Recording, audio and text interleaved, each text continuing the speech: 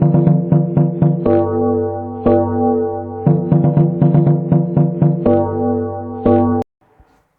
everyone, this is the next video of history and its topic is sources of history. तो history जो हमारी है, मैंने पिछली वीडियो में आपको बताया था कि हिस्ट्री के 3 पार्ट्स हैं, pre history, proto history and history. अब यहाँ सोर्सेज की बात कर लेते हैं कि हिस्ट्री हमारी जो है उसके सोर्सेज क्या है, कहाँ से हमें पता चलता है कि पुराने टाइम में लोगों का क्या लाइफस्टाइल था, कौन सी चीज़ों से पता चलता है उनके बारे में हमें। तो लोग जो पुराने टाइम में थे उन्होंने अपने पीछे काफ़ी सारे क्लूज छोड़े, जैसे कॉइन्स हैं, डॉक्यूमेंट्स हैं, काफ़ी फॉसिल्स हैं जो हमें मिले हैं खुदाई से। तो इनसे हम स्टडी करते हैं पास्ट के बारे में, और ये मटेरियल कलेक्टिवली अगर इनको कहा जाए तो ये सोर्सेज होते हैं हिस्ट्री के। तो ये सोर्सेज हम इनको क्लासिफाइड कर सकते हैं, डिवाइड कर सकते हैं 2 टाइप्स में। तो फर्स्टली है आर्कियोलॉजिकल सोर्सेज एंड सेकेंड है लिटरेरी सोर्सेज।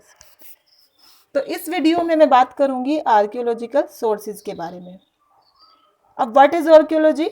आर्कियोलॉजी का मतलब होता है कि स्टडी का वो फील्ड जो पास्ट बेस्ड होता है, उसमें वो चीज़ें या पार्ट्स ऑफ बिल्डिंग होती हैं जो हमें ज़मीन के अंदर से मिली। और इम्पोर्टेंट जो आर्कियोलॉजिकल सोर्सेज हैं उनमें आते हैं मॉन्यूमेंट्स, केव्स और रॉक शेल्टर्स, आर्टिफैक्ट्स वगैरह। तो सबसे पहले बात कर लेते हैं मॉन्यूमेंट्स या बिल्डिंग्स के बारे में।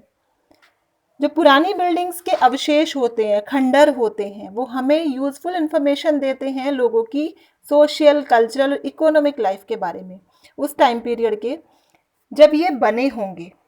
तो ये पुरानी बिल्डिंग्स कहलाती हैं मॉन्यूमेंट्स। इसका एग्जाम्पल अगर लें तो ताजमहल जो आगरा में है, दिल्ली का रेड फोर्ट, ये मॉन्यूमेंट्स हैं, मुगल पीरियड के बने हुए हैं। वैसे ये आर्टिफैक्ट्स मतलब होता है कि जिन्हें ह्यूमन मेड जो चीज़ें होती हैं, जो कलाकृतियाँ होती हैं, उसमें आर्टिफैक्ट्स में आती हैं।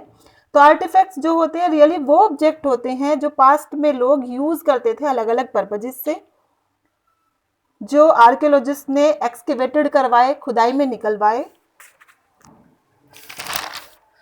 तो उनमें से कुछ की अगर बात की जाए तो वो होते हैं, आर्टिफैक्ट्स में जो आते हैं वो होते हैं टूल्स मतलब औजार, वेपन्स हथियार उन लोगों के, पोट्री वो जो बर्तन यूज़ किया करते होंगे, ऑर्नामेंट्स जो आभूषण वो पहनते होंगे, सील्स मोहरे, पेंटिंग्स एंड कॉइन्स।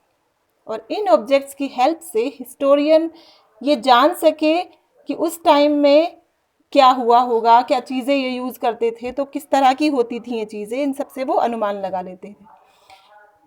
तो इस टाइम पीरियड में कोई डॉक्यूमेंटेड हिस्टोरिकल रिकॉर्ड नहीं होता था, तो ये चीज़ों से बहुत हेल्प मिल जाती है स्टडी करने के लिए। नेक्स्ट आता है इंस्क्रिप्शंस सोर्सेज ऑफ हिस्ट्री में। तो इंस्क्रिप्शंस होते हैं वो टेक्स्ट, वो राइटिंग्स जो सॉलिड सरफेसेस के ऊपर कार्व करके लिखी जाती थी। और ये अपने पीछे इसमें क्या होता था, ये जो इंस्क्रिप्शंस हैं इसमें रूलर्स जो थे वो ज़्यादातर रूलर्स के बारे में पता चलता था इनसे। और ये सारी चीज़ें हमें इशारा करती हैं कि क्या उन लोगों के बीच में अगर युद्ध हुए, कोई लैंड ग्रांट्स वो देते थे टेम्पल्स को, या दूसरे इंपॉर्टेंट इवेंट्स जो घटित हुए होंगे उस समय पर, उन सब के बारे में इंस्क्रिप्शन से हमें पता चलता है। एंड जो स्टडी होती है इंस्क्रिप्शंस की वो कहलाती है एपिग्राफी। नेक्स्ट सोर्स की बात की जाए तो एडिक्ट्स आते हैं। एडिक्ट्स को माना जा सकता है जैसे रॉयल ऑर्डर्स होते हैं, जो राज आज्ञा होती है, जो राजा आज्ञा दिया करते होंगे, ऑर्डर्स निकालते होंगे टाइम टू टाइम रूलर्स, तो वो एडिक्ट्स में लिखे जाते थे। एडिक्ट से किस तरह की हेल्प मिलती है? इससे हमें समझने में हेल्प मिलती है कि उनकी जो शासन व्यवस्था थी, एडमिनिस्ट्रेशन था, या उनके जो लॉज थे बनाए हुए, वो क्या रहे होंगे। नेक्स्ट आता है कॉइन्स, सिक्के। तो जो कॉइन्स थे पुराने टाइम में गोल्ड के भी मिले हैं, सिल्वर के, कॉपर के, लेड के, ये खुदाई में जो हमें मिले हैं वो पता चलता है कि उस समय पर कौन कौन से मेटल लोगों ने यूज़ करना शुरू कर दिया होगा।